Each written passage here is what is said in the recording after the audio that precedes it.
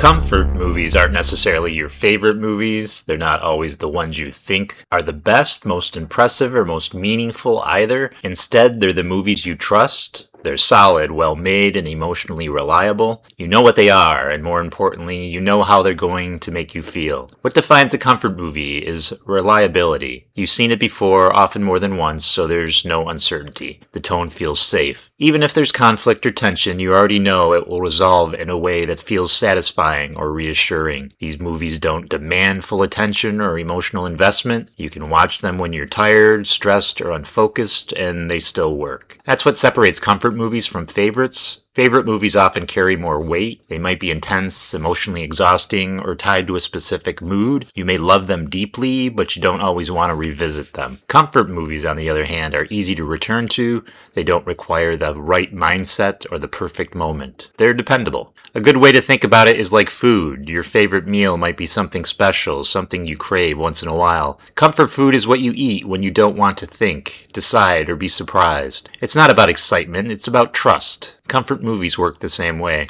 Because expectations are lower, comfort movies feel safer. You don't need to watch them closely. You can put them on in the background, quote along, or half pay attention. They don't disappoint, they don't challenge you, and they don't ask much of you. They simply deliver what they always have. In the end, comfort movies aren't about passion or obsession. They're about familiarity. They're the movies you reach for when you want to feel grounded, calm, or just okay for a while. And that reliability is exactly why they matter. Here are 10 comfort movies that I personally enjoy, want to share with you. They're not flashy picks, and they're not movies people constantly recommend or debate online. In fact, most of the time, no one talks about them at all. That's part of why they've become comfort movies for me. These are films I can rely on. They're good, solid movies that never let me down, even if they're not considered classic or essentials. You might not have heard of some of them, and a few you might not even realize exist, but that's exactly what makes them interesting to revisit and worth sharing. So if you're looking for familiar, dependable movies that quietly do their job, and maybe something new that still feels safe, these are 10 comfort movies that work every time for me.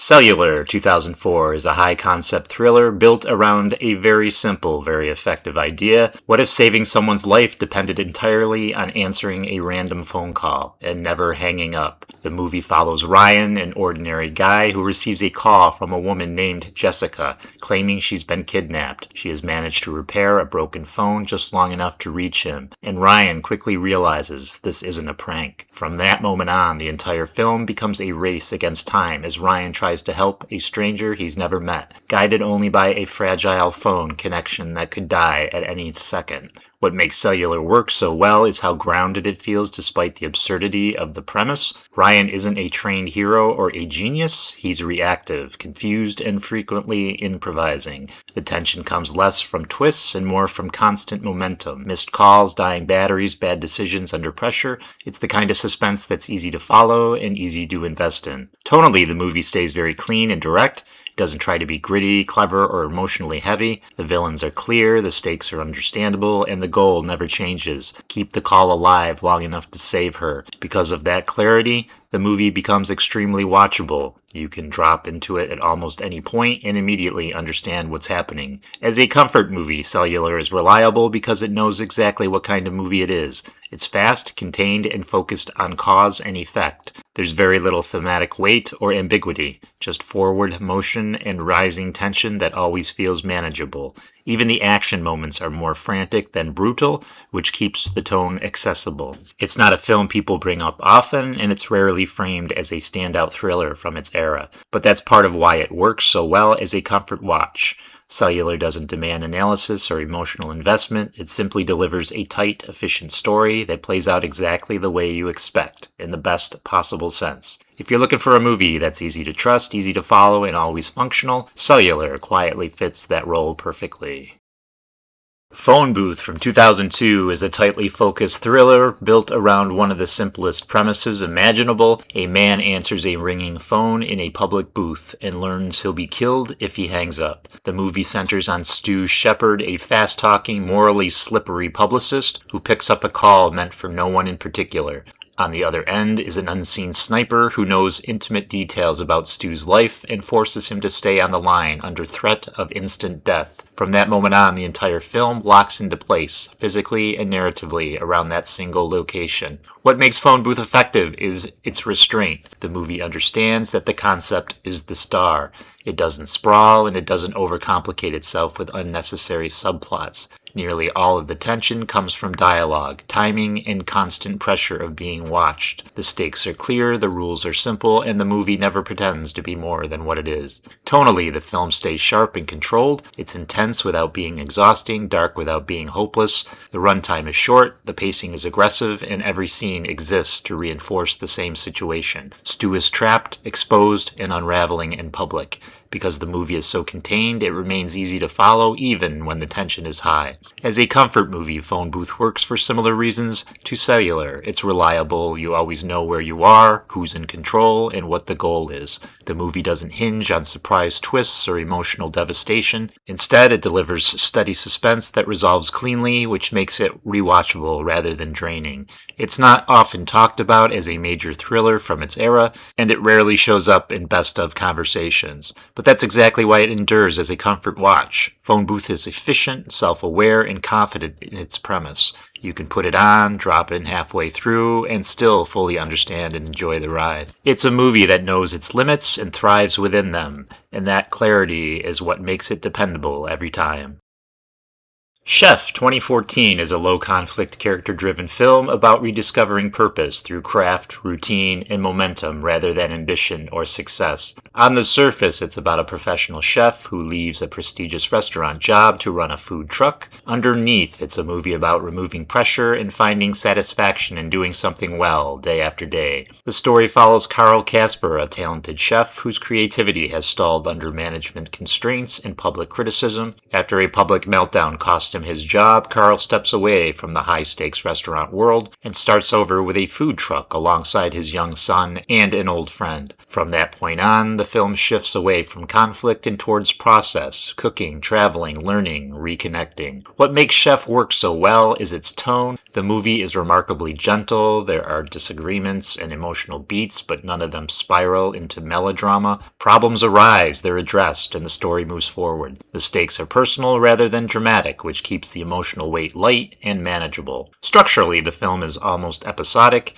Much of its enjoyment comes from watching things be done competently and with care, preparing food, serving customers, fixing the truck, sharing meals. These sequences are soothing by design. There's repetition, rhythm, and visible progress, which gives the movie a comforting sense of forward motion. As a comfort movie, Chef is dependable because it doesn't try to challenge or exhaust the viewer. There's no cynicism, no cruelty, and no lingering tension. The characters generally support one another, and even setbacks feel temporary. The movie believes in the basic idea that doing meaningful work, especially work you can see and taste, leads to satisfaction. It's also a film that rewards partial attention. You don't need to track intricate plot mechanics or emotional subtext to enjoy it. You can drop in anywhere, enjoy a scene, and understand exactly where you are. That makes it especially easy to revisit. Chef isn't about reinvention through ambition or dominance. It's about simplifying, resetting, and finding joy and consistency. That's why it fits so comfortably into the category of reliable movies. It leaves you calmer than you were when it started, and it does so without asking much in return.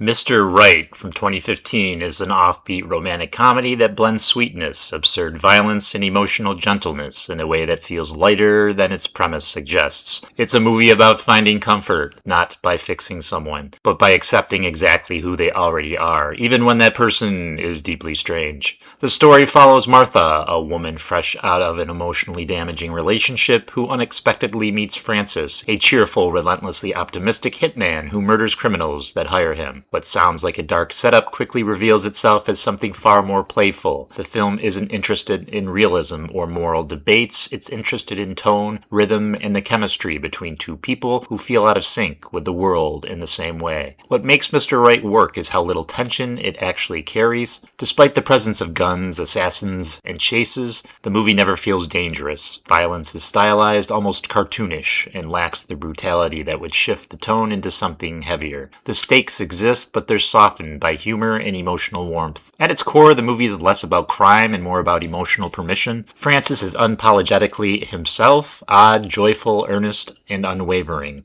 Martha's journey isn't about changing him or understanding every detail of his life. It's about learning to trust happiness without waiting for it to collapse. That dynamic gives the movie a surprising emotional calm beneath its eccentric surface.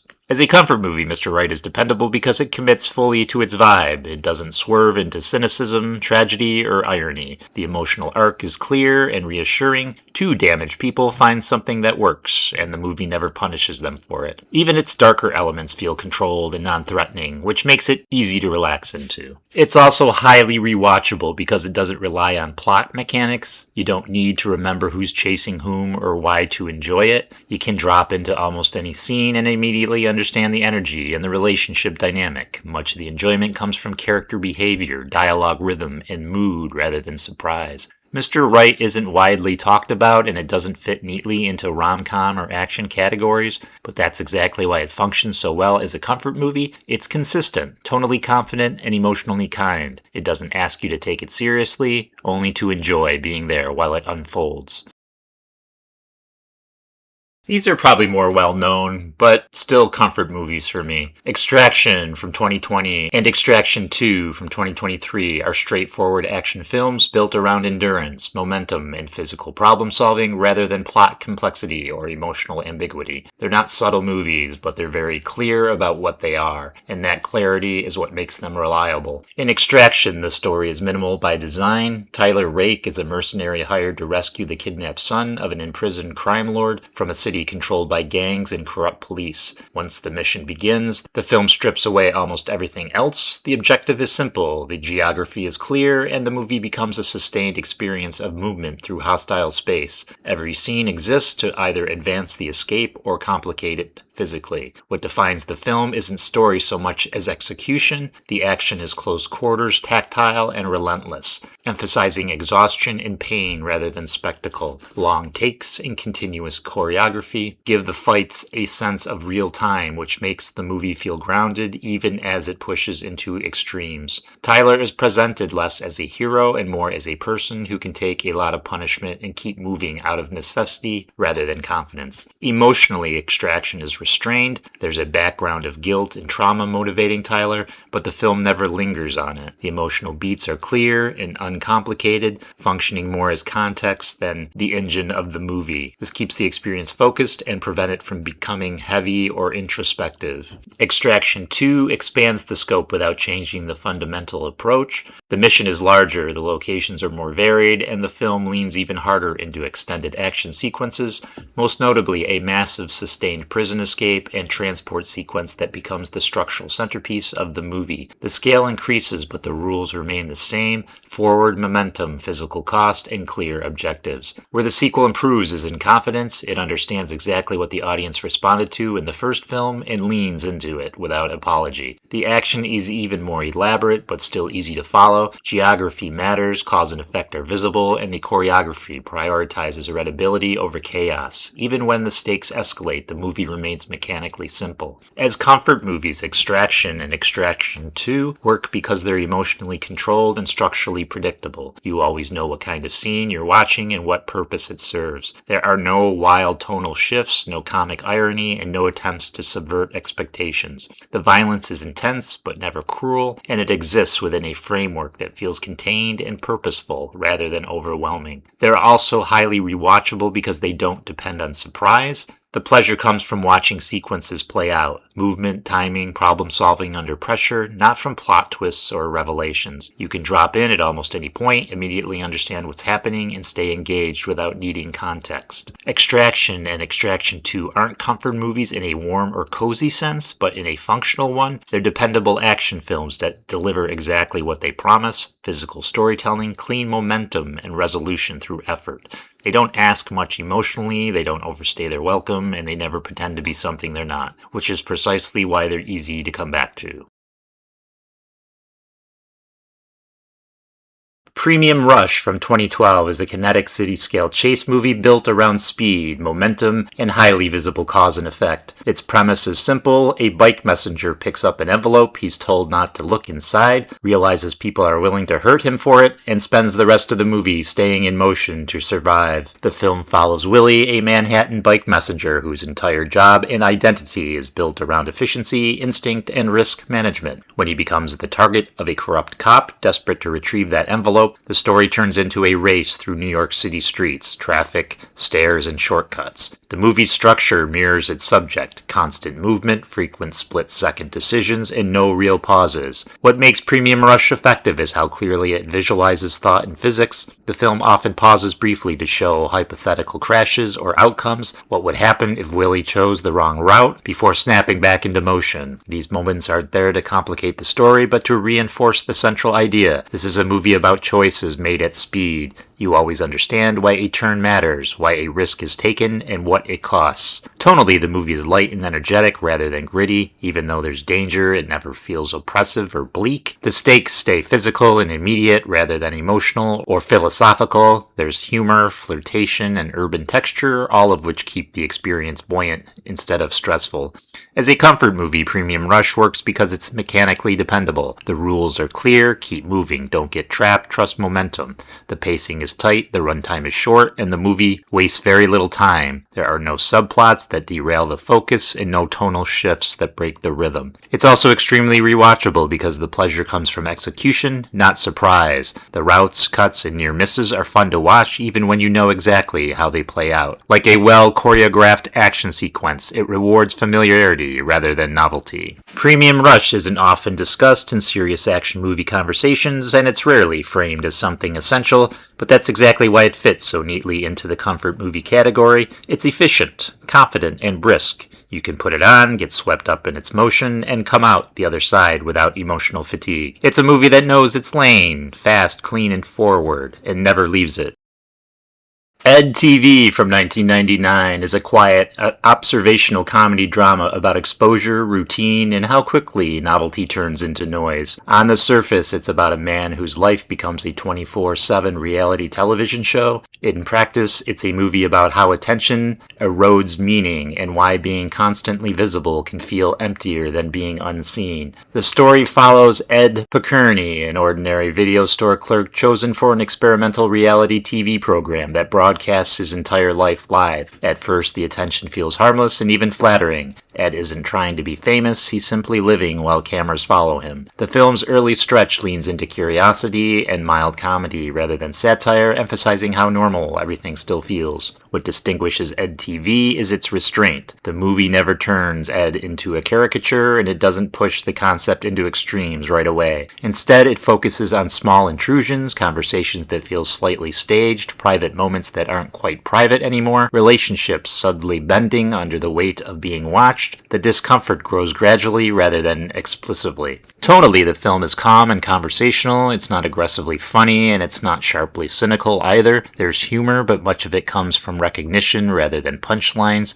The awkwardness of being observed, the way people perform slightly differently when they know eyes are on them. The movie trusts the idea enough to let it breathe without overselling it. As a comfort movie, Ed TV works because its conflicts are emotional and social, not dramatic or high stakes. There's no constant urgency, no escalating danger, and no need to track complex plot mechanics. The pacing is steady, and the movie feels more like a prolonged situation than a sequence of dramatic events. You can watch it casually and still get exactly what it's doing. It's also an unusually gentle take on fame. The film doesn't glamorize attention, but it doesn't demonize it either. Instead, it treats visibility as something neutral that becomes draining when it replaces intimacy and choice. That balance keeps the movie from feeling preachy or dated, even as its subject matter became far more relevant over time. Ed TV isn't frequently discussed, and it gets overshadowed by louder, sharper media satires, but that subtlety is exactly why it holds up as a comfort watch. It's thoughtful without being heavy, observant without being bitter, and grounded in everyday behavior. It's the kind of movie you can return to not for excitement, but for its steady, calm perspective on something familiar. It doesn't shout its point, it simply watches,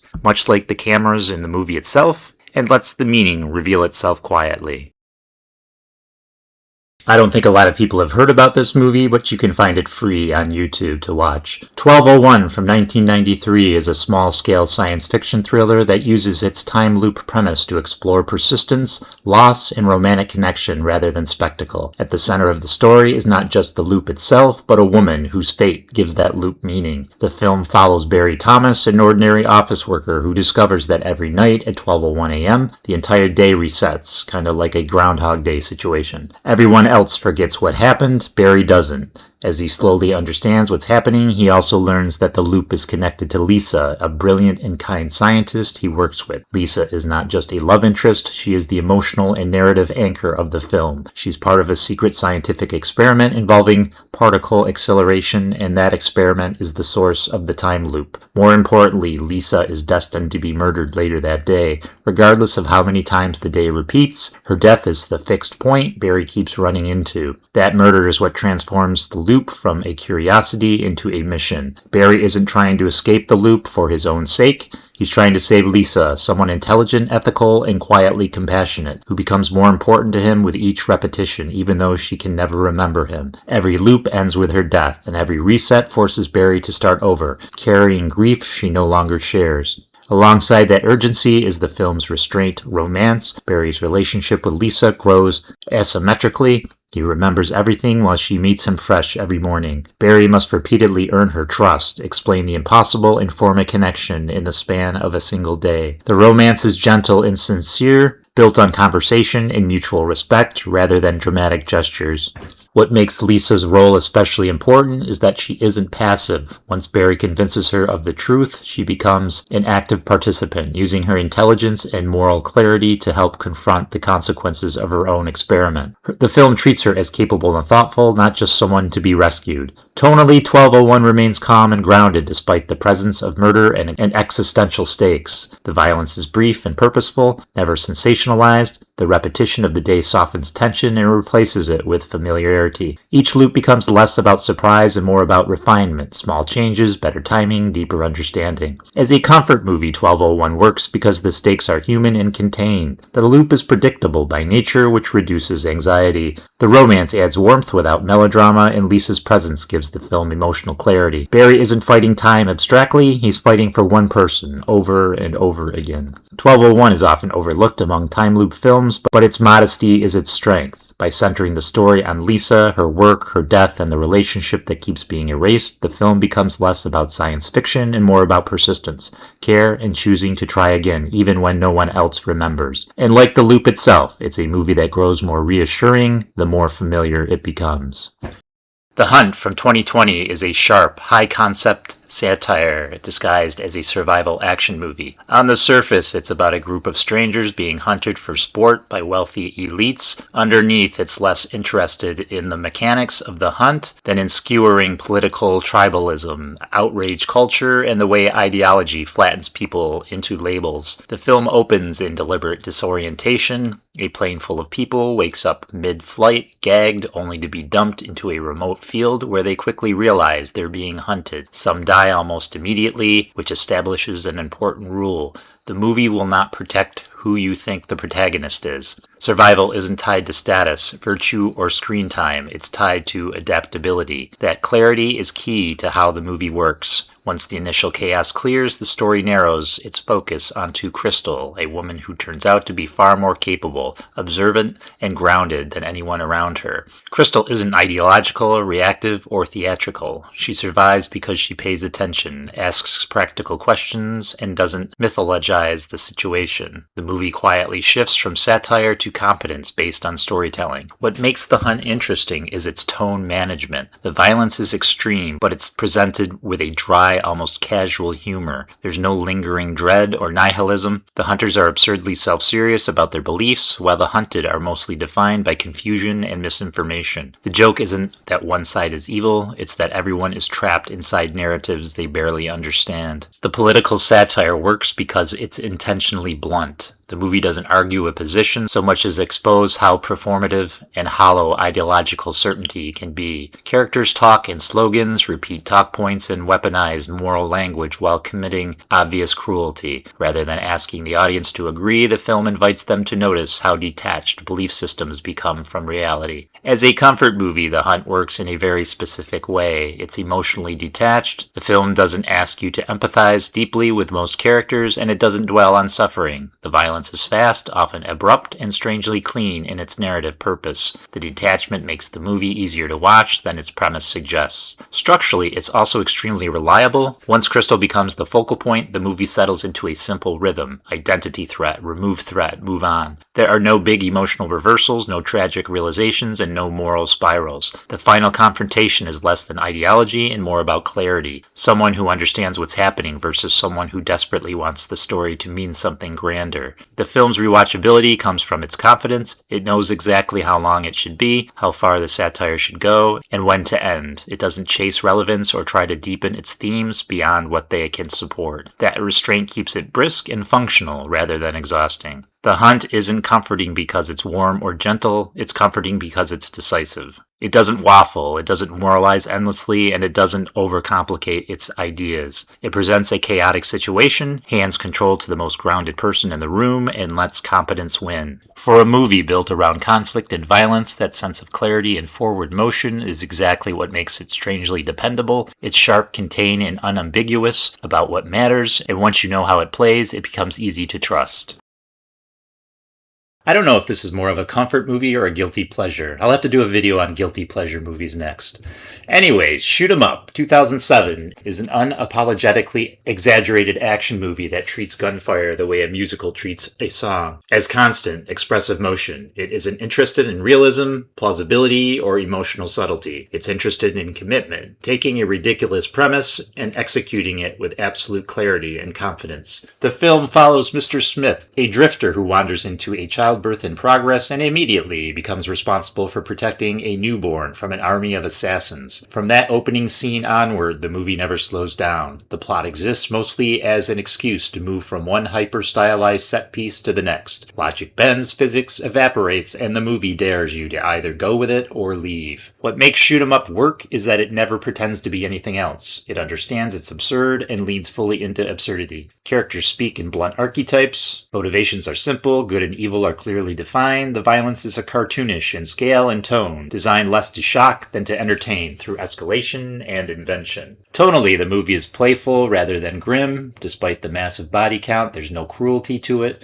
The action is clean, exaggerated, and often choreographed like slapstick. The famous use of carrots as weapons, the constant reload mid-fight mechanics, and the impossible gun ballots all reinforce the idea that this is a live-action metaphor for excess, not a film asking to be taken seriously. As a comfort movie, Shoot 'Em Up works because it's absolute reliability. There's no anxiety about where it's going or how it will end. Every scene delivers what you expect: momentum, spectacle, and escalation. There's no tonal swerves into tragedy or introspection. Emotional beats are minimal and intentionally shallow, which keeps the experience light even when it's loud. It's also extremely easy to drop into. You don't need to remember plot points, character names, or motivations. If someone is shooting, you know why. If someone is running, they'll be shooting in seconds. The movie operates on instinct, not narrative memory, which makes it ideal for rewatching or background viewing. What separates Shoot 'Em Up from other action access projects is discipline. Beneath the insanity is clear geography, readable choreography, and consistent internal logic. The camera shows you where everyone is and what they're doing and why the movement matters, even when the action itself is ridiculous. That clarity prevents the chaos from becoming tiring. The film was largely dismissed or ignored on release, often treated as a novelty or stunt rather than a deliberate style piece, but that's exactly why it has endured as a comfort watch for some viewers. It doesn't ask for emotional investment or ideological agreement, it just delivers a controlled, high-energy experience from start to finish. Shoot 'Em Up is comforting not because it's warm or thoughtful, but because it's honest and predictable in the best way. It shows you its entire thesis immediately and never stops executing it. There's no pretense, no bait and switch, and no attempt to deepen itself beyond its limits. It's a movie that fires on all cylinders from the opening frame and never once takes its finger off the trigger.